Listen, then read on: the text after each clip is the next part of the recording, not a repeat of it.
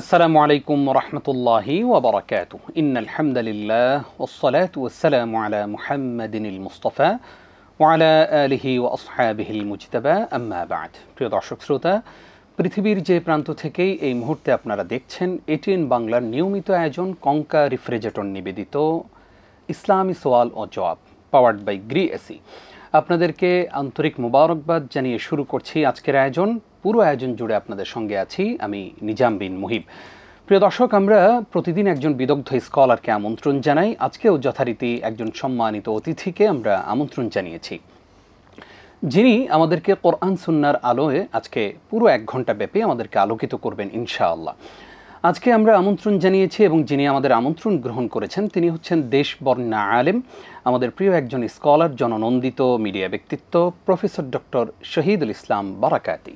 আসসালামু আলাইকুম রহমতুল্লাহ। ওয়ালাইকুম আসসালাম ওয়া রাহমাতুল্লাহি ওয়া বারাকাতুহু। হাইয়াকাল্লাহ উস্তাজ, কেমন আছেন? আল্লাহুম্মা হাইয়াক, শুকরান, জাযাকুমুল্লাহ খাইর। আপনাকে আমাদের আজকের এই জীবন ঘনিষ্ঠ আয়োজনে স্বাগত জানাচ্ছি। Thank you very much. আসসালামু আলাইকুম ওয়া রাহমাতুল্লাহি ওয়া বারাকাতুহু। প্রিয় দর্শক, স্ক্রিনে প্রদর্শিত নম্বরে আপনারা আমাদেরকে প্রশ্ন করবেন, আমরা সেই প্রত্যাশাই করছি।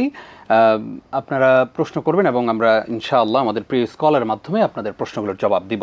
আজকে শুরুতেই কে আছেন আমাদের সঙ্গে?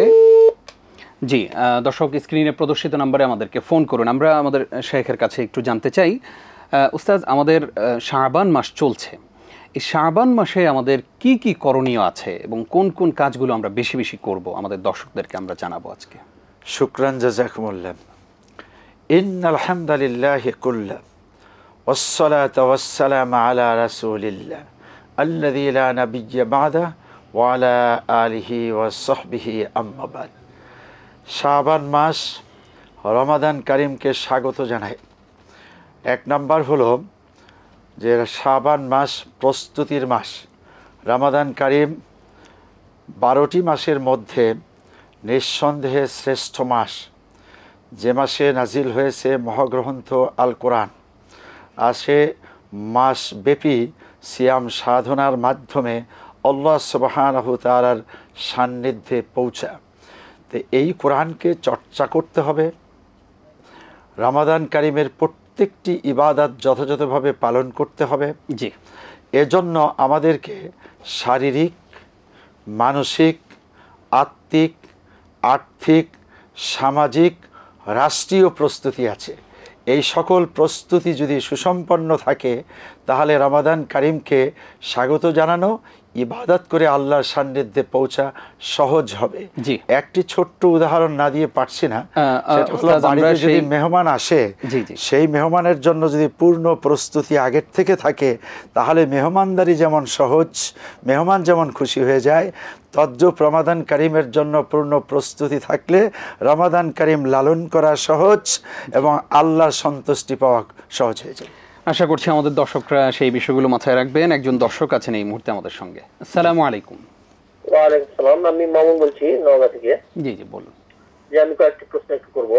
তো 1 নম্বর প্রশ্ন হলো যে আমরা সহিহ হাদিসের কিতাব বলতে শুধু 6টি কিতাব সমূহকে বলবো না অন্য কোনো মানে? জি জি আমরা বুঝতে পেরেছি। পরবর্তী প্রশ্ন। আর আরেকটা হলো জুমা নামাজে, জুমার ফরজ 2 রাকাত নামাজের পূর্বে যে আমরা কাবলাল এবং পরে যে বাদল জুমা করি, সুন্নাহ অনুযায়ী আসলে কত রাকাত পড়তে হবে? আগে পরে 2 রাকাত, ফরজের আগে বা পরে কত রাকাত করে পড়তে হবে? জি, এটা একটা। আর আরেকটা হলো যে আমরা যদি মানে দৈনন্দিন জীবনে যে কাজগুলো করি সেগুলো যদি সুন্নাহ সম্মত না হয় তাহলে কি আমাদের গুনাহ হবে? এটা জানতে। আচ্ছা, জি, অসংখ্য ধন্যবাদ আপনাকে। থাকুন আমাদের সঙ্গে। ওস্তাদ আমাদেরকে একজন প্রশ্ন করেছেন যে সহিহ হাদিসের কিতাব আসলে কোনগুলো? এই সিয়াসিত্তার কিতাবের বাইরেও কি আরো সহিহ হাদিসের গ্রন্থ আছে কিনা? চমৎকার একটি জানার বিষয়।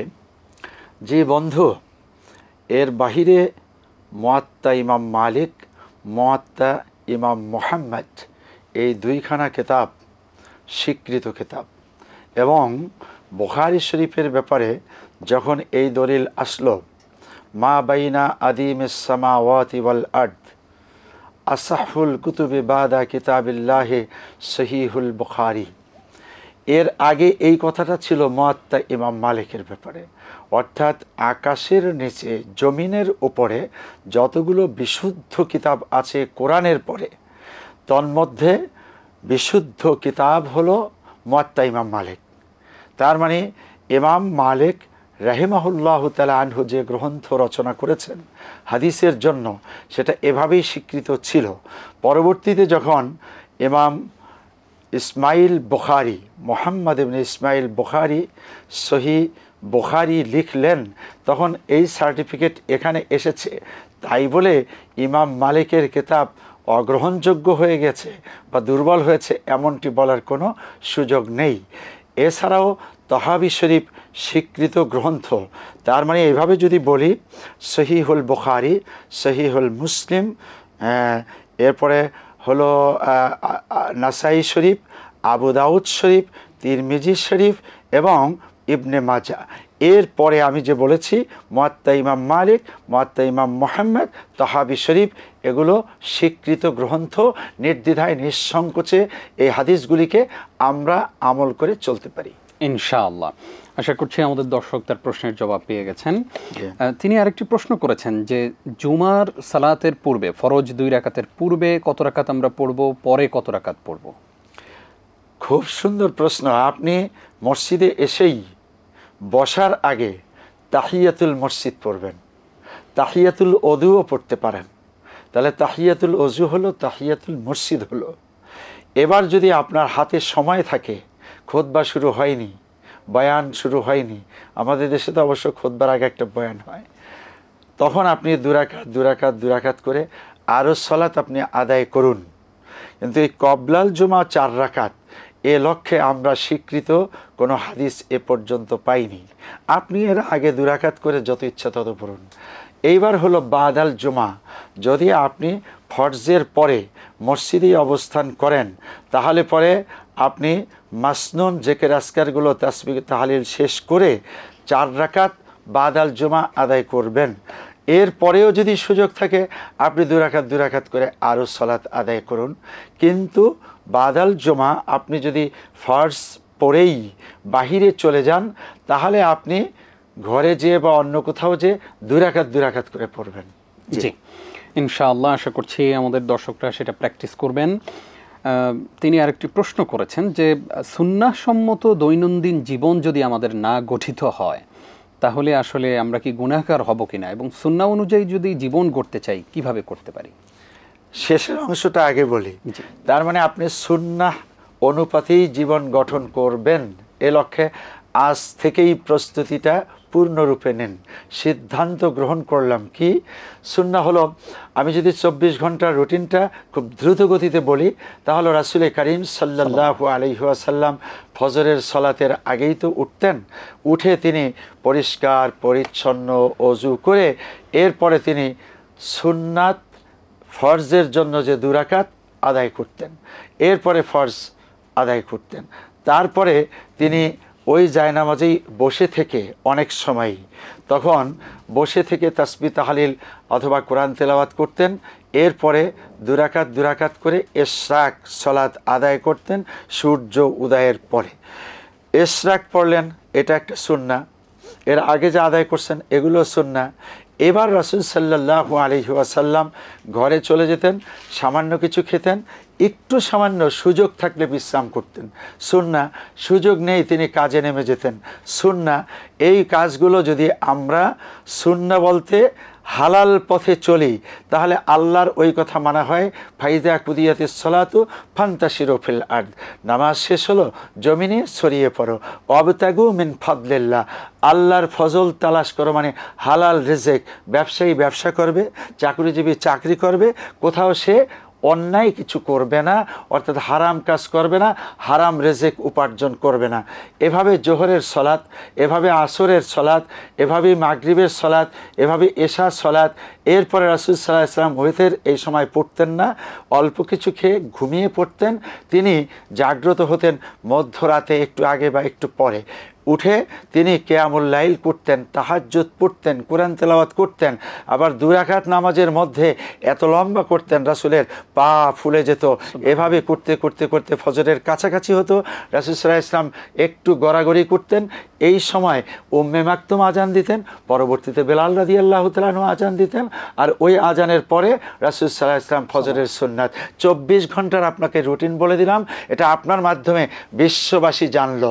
এবার আপনার জীবন যদি সুন্নাহ অনুযায়ী না চলে, অবশ্যই আপনি হারাম অনুযায়ী চলতে পারবেন না, নাজায়েজ কিছু করতে পারবেন না। আল্লাহ বিরোধী কিছু না হলে আপনি যদি নিজের মতো করে কিছুটা চলেনও, তাতে গুনাহ হবে না। ইনশাআল্লাহ আমরা আমাদের দৈনন্দিন রুটিনটা কিন্তু পেয়ে গেলাম প্রিয় দর্শক। আশা করছি সেই অনুযায়ী যদি আমরা জীবন গঠন করতে পারি, সুন্নাহ অনুযায়ী তো জীবন গঠিত হবেই, পাশাপাশি আল্লাহর নৈকট্য হাসিল আমরা করতে পারবো ইনশাআল্লাহ। আমাদের সঙ্গে আরও অনেক দর্শক আছেন। আসসালামু আলাইকুম। আসসালামু আলাইকুম রহমতুল্লাহ। শেখ আমাদের সঙ্গে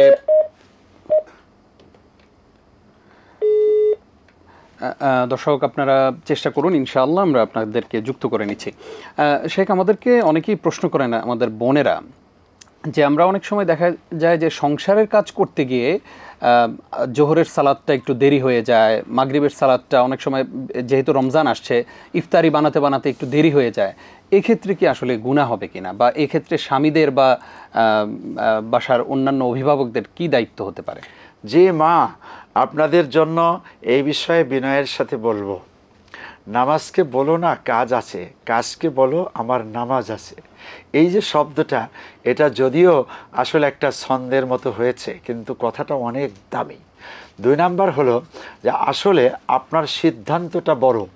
আপনি যদি ফরজ সালাত আদায় করার জন্য সিদ্ধান্ত গ্রহণ করে থাকেন যে আমি সময় মতোই করব, এবং সময় মতো করার ব্যাপারে আল্লাহ পাক বলে দিয়েছেন ইন্নাস সালাতা কানাত আলাল মুমিনিনা কিতাবাম মাওকুতা, এটা সুনির্দিষ্ট সময়ের জন্যই আল্লাহ পাক ফরজ করেছেন।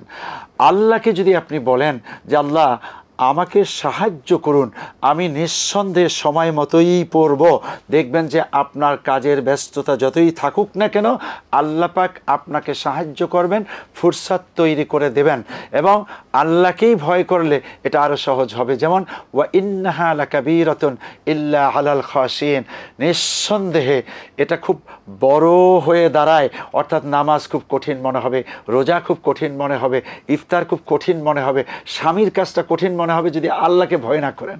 আর আল্লাহকে যদি আপনি ভয় করেন তাহলে এই দুনিয়ার সমস্ত কাজ সহজ হয়ে যাবে, কঠিন হবে না, এবং আল্লাহ সময় করে দিবেন।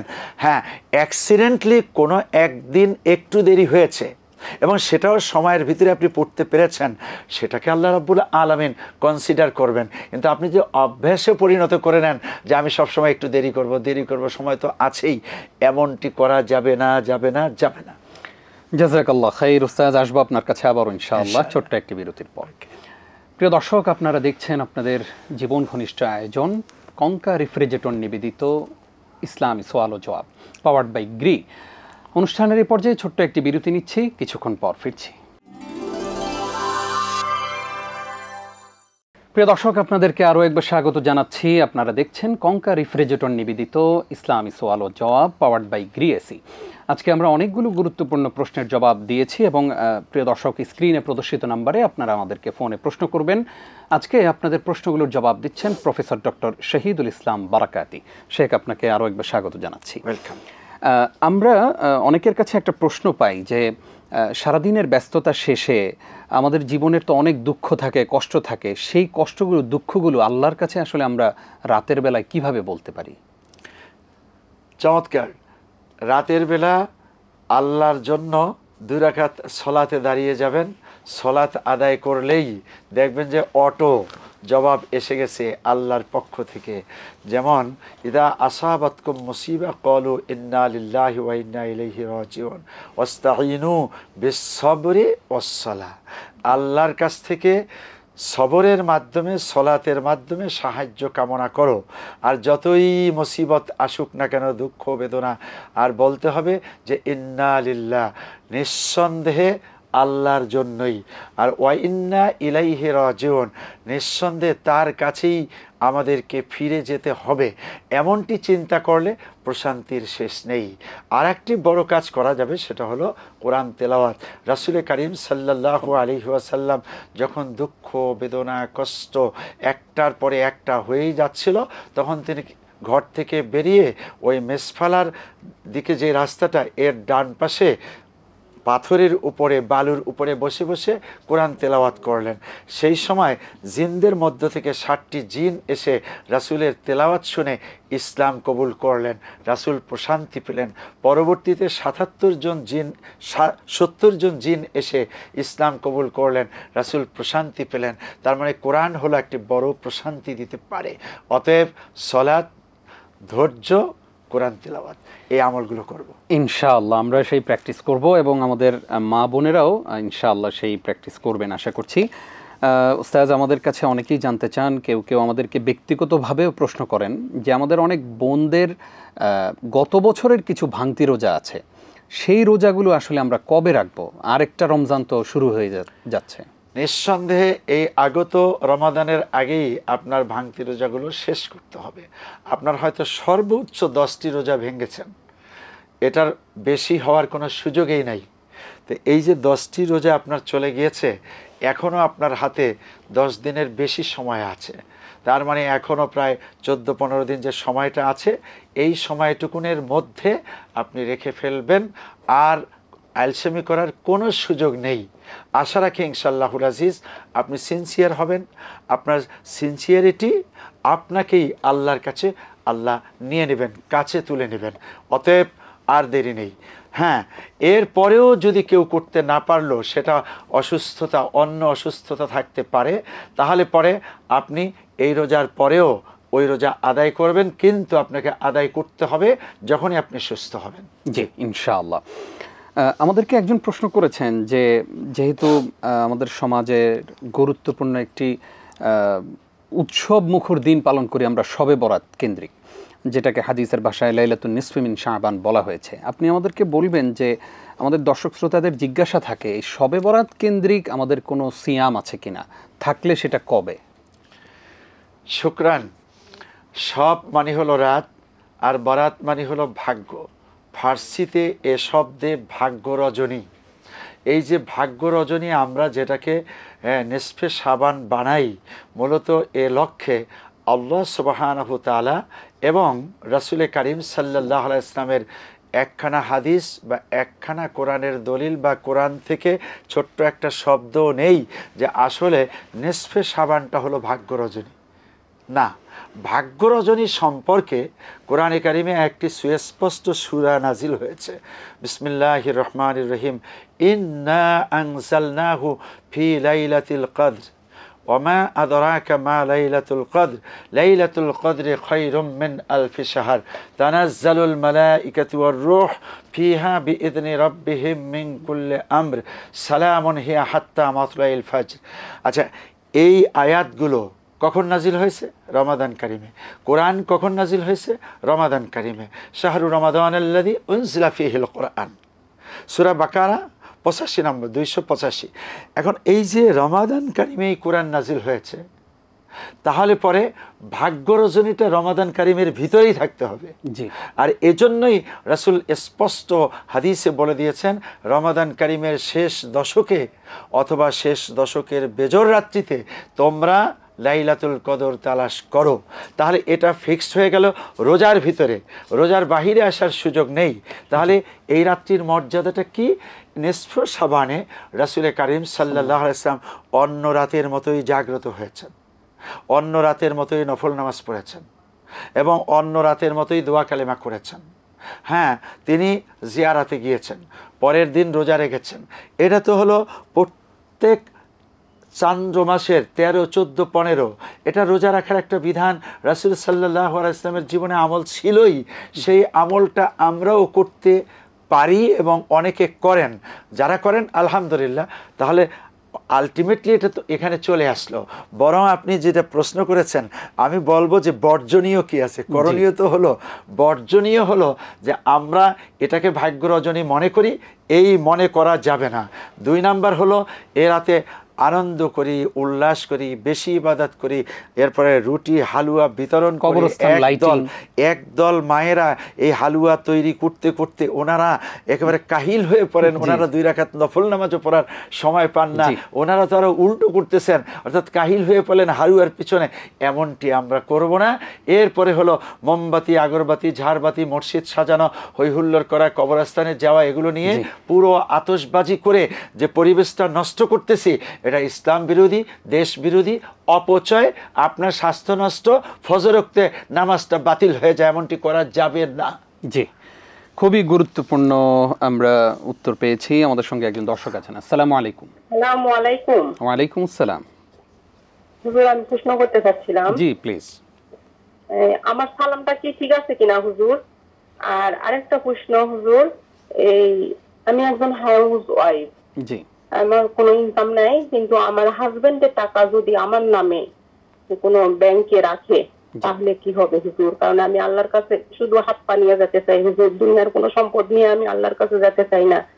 এখন আমার হাজবেন্ডের টাকা আমার নামে যদি ব্যাংকের অ্যাকাউন্টে অথবা ডিপোজিট করে রাখে তাহলে কি হবে, এটা একটু জানতে চাচ্ছিলাম হুজুর। আসসালামু আলাইকুম। ওয়া আলাইকুম আসসালাম। আমাদের সঙ্গেই থাকুন, আমরা এই প্রশ্নের জবাব জানবো ইনশাআল্লাহ ছোট্ট একটি বিরতির পর। প্রিয় দর্শক, আপনারা দেখছেন কঙ্কা রেফ্রিজারেটর নিবেদিত ইসলামী সওয়াল ও জবাব পাওয়ার্ড বাই গ্রিএসি অনুষ্ঠানের এই পর্যায়ে আবারও বিরতির সময় হলো। আশা করছি আমাদের সঙ্গেই থাকবেন। প্রিয় দর্শক, আপনাদেরকে আরও একবার স্বাগত জানিয়ে শুরু করছি কঙ্কা রেফ্রিজারেটর নিবেদিত ইসলামী সওয়াল ও জবাব পাওয়ার্ড বাই গ্রিএসি। আজকে আমাদের হাতে অনেকগুলো গুরুত্বপূর্ণ প্রশ্ন এসেছে। আপনারা স্ক্রিনে প্রদর্শিত নাম্বারে আমাদেরকে ফোনে প্রশ্ন করবেন। আজকে আপনাদের গুরুত্বপূর্ণ প্রশ্নগুলোর জবাব দিচ্ছেন প্রফেসর ডক্টর শহীদুল ইসলাম বারাকাতি। উস্তাজ, আপনাকে আরও একবার স্বাগত জানাচ্ছি। আমাদের সঙ্গে আরও একজন দর্শক আছেন, আমরা তাকে যুক্ত করছি। আসসালামু আলাইকুম। ওয়ালাইকুম আসসালাম ওয়া রাহমাতুল্লাহি ওয়া বারাকাতুহু।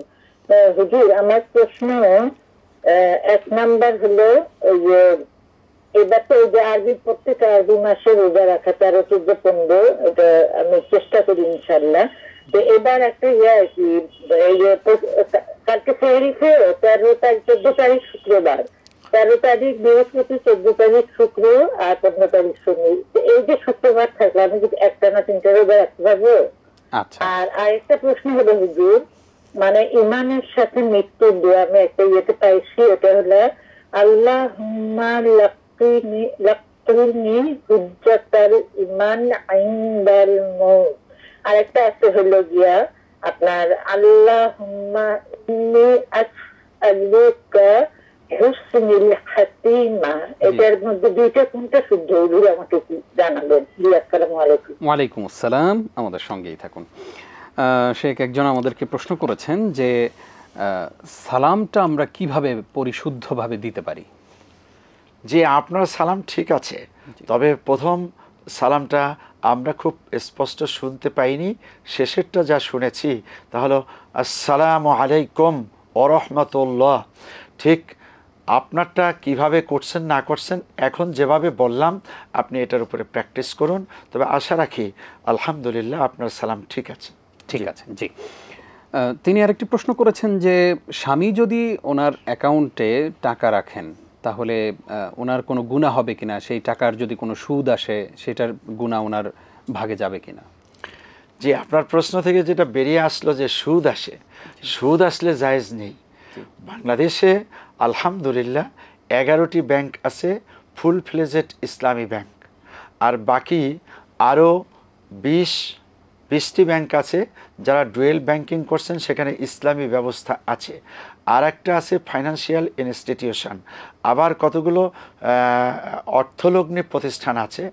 এক কথায় হলো শরিয়া ভিত্তিক যে সমস্ত ব্যাংক বা অর্থলগ্নি প্রতিষ্ঠান চলে, এখানে টাকা রাখলে কোনো সুদ হয় না এবং আপনার বা আপনার স্বামীর কোনো গুনাহ হবে না।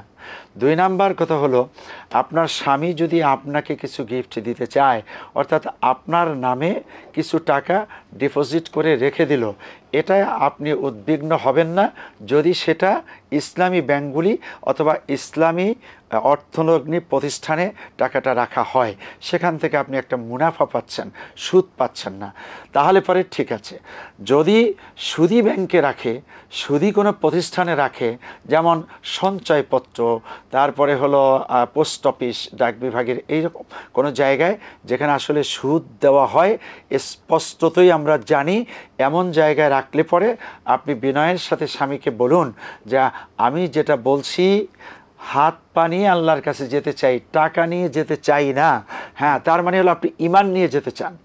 ঠিক আমি ঈমান নিয়ে যেতে চাই, কোনো সুদী কারবারে অথবা হারামের মধ্যে আমি যুক্ত হতে চাই না। তুমি আমাকে টাকা দিতে চাচ্ছ, খুব ভালো, কিন্তু সুদী ব্যাংকে সুদী প্রতিষ্ঠানে রাখবা না, মেহেরবানি করে ওই জায়গা থেকে সরে এসে শরিয়া প্রতিষ্ঠানে রাখো, তাতে যা পাই আলহামদুলিল্লাহ। আর স্বামীর এমন গিফট জায়েজ। খুবই সুন্দর উত্তর আমরা পেয়ে গেছি। প্রিয় দর্শক, আশা করছি আমাদের বোন উপকৃত হয়েছেন। আরো একজন দর্শক আছেন। আসসালামু আলাইকুম। হ্যালো, আসসালামু আলাইকুম। আসসালাম ভাই, যদি ইসলামী জিজ্ঞাসা দেন তো ভাই। জি জি বলুন, আপনি প্রশ্ন করুন, আমরা শুনছি। আসসালামু আলাইকুম রাহমাতুল্লাহ। সালাম রাহমাতুল্লাহ। ভাই, ওই যে আমি আপনার কাছে দুটি প্রশ্ন করব। জি জি আপনার হলো আমাদের, আমি মুন্সিগঞ্জ থেকে বলছি, পঞ্চসার। জি। এখন হলো আমাদের এই মসজিদে আপনার লোগা, যেমন আপনার হলো সুন্নি মসজিদ বলা হয়। আচ্ছা, জি। এখন আপনার হচ্ছে আমাদের এখানে মানে একবারে 0.5 কিলোমিটার পর্যন্ত আপনার লোগা এই পাতি দিয়া গেট সাজায়, 4-5টা গেট পাতি দিয়া আপনার রাস্তা সাজাই যাচ্ছে এই সহবরাতের জন্য। এটা কোনো জায়েজ আছে? হুজুরের কাছে চাই। আরেকটা হলো আমাদের মসজিদের ইমাম সাহেব, এই ফতুয়াতে এগুলা যে নেগিলি করা জায়েজ আছে। এখন হলো আমার কথা যে লগা উনি মাথার মধ্যে কলপ দেয়, দাড়িতেও কলপ দেয়, এক 2 প্রকার কালার করে, এক হলো হলুদ লাল কালার করে, আবার এটা একবার সেটা কালা কালার করে। এই কালা কালার কইরা ইয়া দিয়া আপনার লগা কলপ দিয়া এই মসজিদের মধ্যে কি নামাজ আমরা যে ওনার পাশে পড়বো, তাই আমাদের কি নামাজ হবে না হবে না? এটা আপনার কাছে দয়া করে আমি হুজুরের কাছে। জি জি জি, আমরা প্রশ্ন পেয়েছি, ধন্যবাদ আপনাকে, আমাদের সঙ্গেই থাকুন। উস্তাদ আমাদেরকে একজন প্রশ্ন করেছেন যে মেহরাবের ভেতরে সুন্নত নামাজ আদায় করা যাবে কিনা। সুন্নাত নামাজ মেহরাবে, মসজিদে, ঘরে, দোকানে, রাস্তায় সব জায়গায় পড়া যাবে। তার মানে হলো ফরজ সালাত আদায় করতে একটি সুনির্দিষ্ট জায়গায় ইমাম দাঁড়াবেন, পিছনে মুক্তাদিগণ দাঁড়াবেন। কিন্তু সুন্নাহ আদায় করার ক্ষেত্রে সুনির্দিষ্ট কোনো জায়গা নেই। যে কোনো জায়গার ব্যাপারে রাসূল সাল্লাল্লাহু আলাইহি ইসলামের বিশাল বড় একটা মর্যাদার ঘোষণা আল্লাহ দিয়েছেন, জুয়েলাত লিয়াল আরদ মসজিদান ও তহুরা। রাসূল বললেন যে আল্লাহ পাক গোটা পৃথিবীর সমস্ত মাটি, সমস্ত জমিন, সমস্ত পবিত্র জায়গাকে পবিত্র করে দিয়েছেন আর মসজিদ বানিয়ে দিয়েছেন আমার জন্য, রাসূলের জন্য। এত বড় একটা বিরাট বড় মর্যাদার ঘোষণা আল্লাহর পক্ষ থেকে। অতএব মেহরাব শব্দের অর্থ হলো অস্ত্রাগার। সেই সময় এটা অস্ত্রাগার হিসাবে ব্যবহৃত হয়েছে। এখন এই জায়গায় নামাজ পড়লে কোনো দোষের কিছু নেই। জি, আশা করছি আমাদের দর্শক উত্তর পেয়েছেন। আরো একজন দর্শক আছেন। আসসালামু আলাইকুম। আসসালামু আলাইকুম। ওয়ালাইকুম আসসালাম। আমি লুবনা জাহান, ঢাকা থেকে বলছি, রামপুরা থেকে। জি জি। আমার প্রশ্ন হচ্ছে যে আমরা তাহাজ্জুদের নামাজে বা যে কোনো নফল নামাজে সিজদায় গিয়ে, যেমন রব্বি হাবলি মিনাস সালিহিন বা এই টাইপের যে দোয়া আছে, যেগুলো কোরআনের দোয়ার আয়াত, এগুলো কি সরাসরি পড়তে পারবো? আচ্ছা, পারবো না। আর যদি না পারি তাহলে কিভাবে পড়বো? আচ্ছা, প্রশ্ন হচ্ছে কিছুদিন আগে আমার কাকা মারা গেছেন, তো ওর কাকা তো ভাইরা আছে, ওরা পড়াশোনা করছে, তো ওরা তো বেশি বয়সী বড় না, আর আমার কাকি মানসিক রোগী।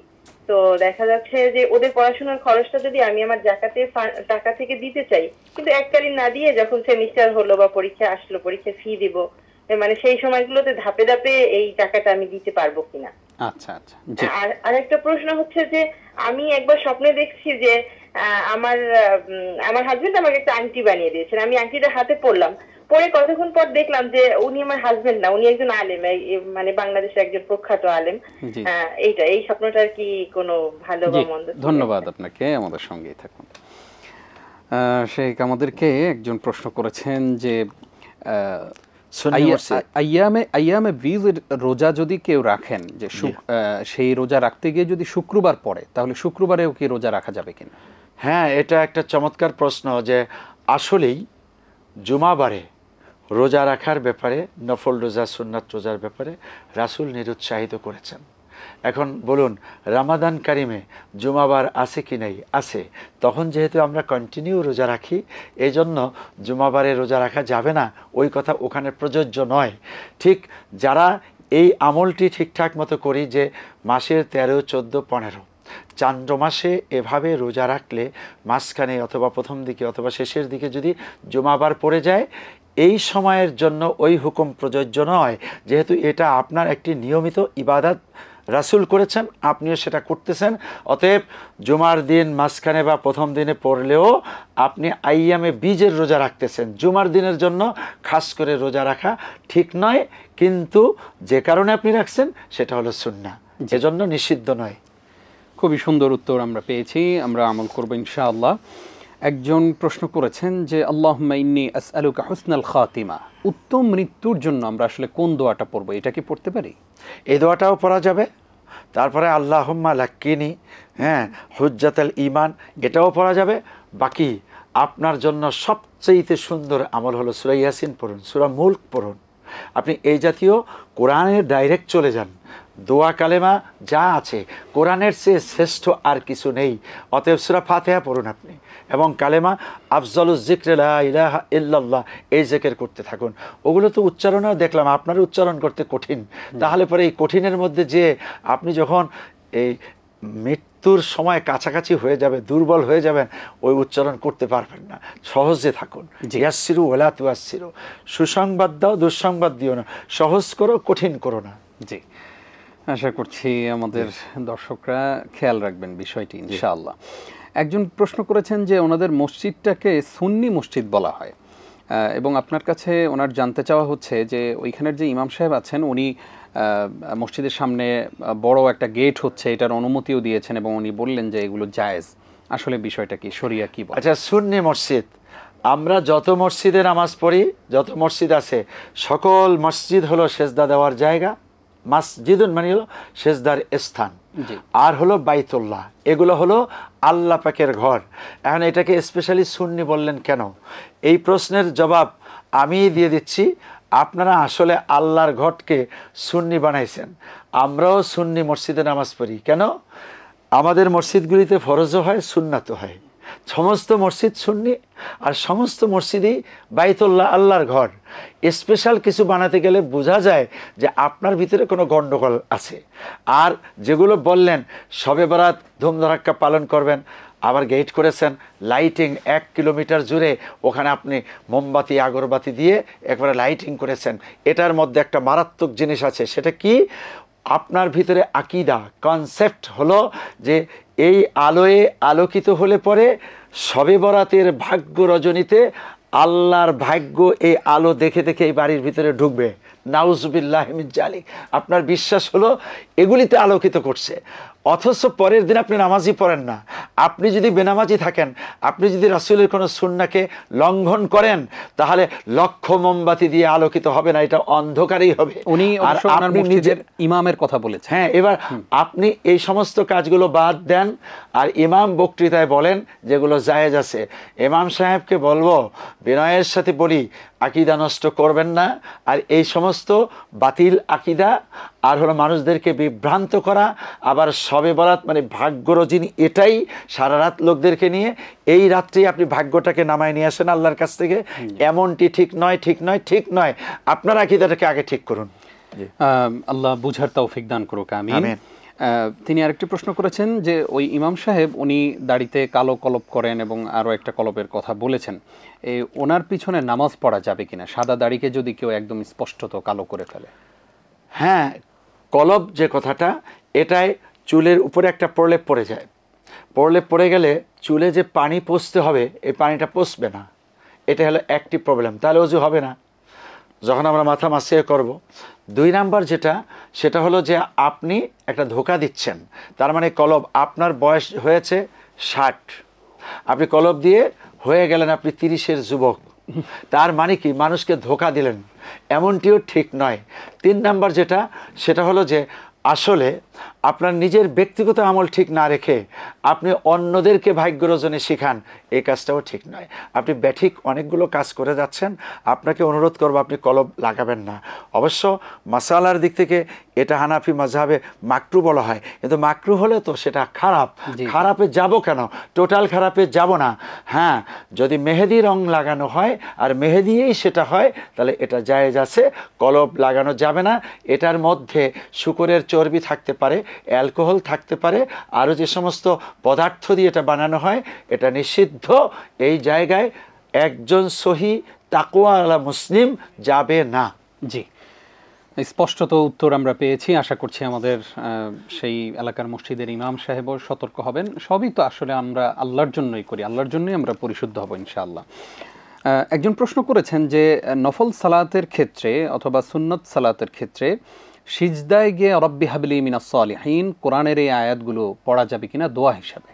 জীবন পড়া যাবে।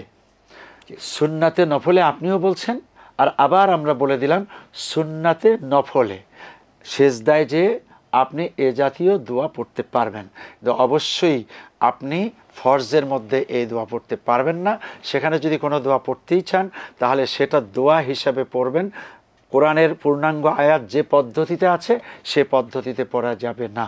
জি, তিনি আরেকটি প্রশ্ন করেছেন যে ওনার সম্প্রতি চাচা ইন্তেকাল করেছেন, তো ওনার চাচি আবার মানসিক রোগী, ওনার যে জাকাত আসে সেই জাকাতের টাকা দিয়ে ওনার চাচাতো ভাই বোনকে একসাথে না দিয়ে সেমিস্টারের ফি এই সমস্ত টাকাগুলো উনি দিতে পারবেন কিনা? চমৎকার, হ্যাঁ পারবেন, এবং ঠিকই বলছেন। ওরা একসাথে দিলে পরে যেহেতু হলো আপনার চাচি মানসিক রোগী, এই টাকাটা 1 দিন 2 দিন 5 দিনে শেষ হয়ে যেতে পারে। আর আপনি যদি গ্রাজুয়ালি এটা দিতে থাকেন ওদেরও উপকার হলো, পড়াশোনাও হলো, আর আপনার নিকট আত্মীয় এদেরই হক বেশি। ওয়াতিজাল কুরবা হাক্কাহু ওয়াল মিসকিন, আপনি এই আয়াতের উপরে আমল করলেন। আর একটা কাজ, অবশ্যই আপনার জাকাত দিতে দিতে পরবর্তী জাকাতের বছর যাতে চলে না আসে, অর্থাৎ রমাদান কারিমের 21 তারিখ যদি হয় আপনার জাকাত বন্টনের দিন, আর ওই দিনের আগে আপনি আস্তে আস্তে সারা বছর দিয়েছেন ওদেরকে, ঠিক আছে, কিন্তু এর পরে যাতে না চলে যায় সেদিকে আপনি সতর্ক থাকবেন। জাযাকাল্লাহ খাইর উস্তাদ, অনেকগুলো প্রশ্নের জবাব জানলাম, কষ্ট করে আমাদেরকে সময় দিয়েছেন সেজন্য আপনাকে ধন্যবাদ। আপনাকেও ধন্যবাদ। প্রিয় দর্শক, এতক্ষণ যারা আমাদের সঙ্গে ছিলেন আপনাদেরকেও ধন্যবাদ জানিয়ে শেষ করছি কঙ্কা রেফ্রিজারেটর নিবেদিত ইসলামী সওয়াল ও জবাব পাওয়ার্ড বাই গ্রিএসি। আগামী পর্ব দেখবেন, সেই প্রত্যাশায় বিদায় নিচ্ছি আমি নিজাম বিন মুহিব। আসসালামু আলাইকুম ওয়া রাহমাতুল্লাহি ওয়া বারাকাতুহু।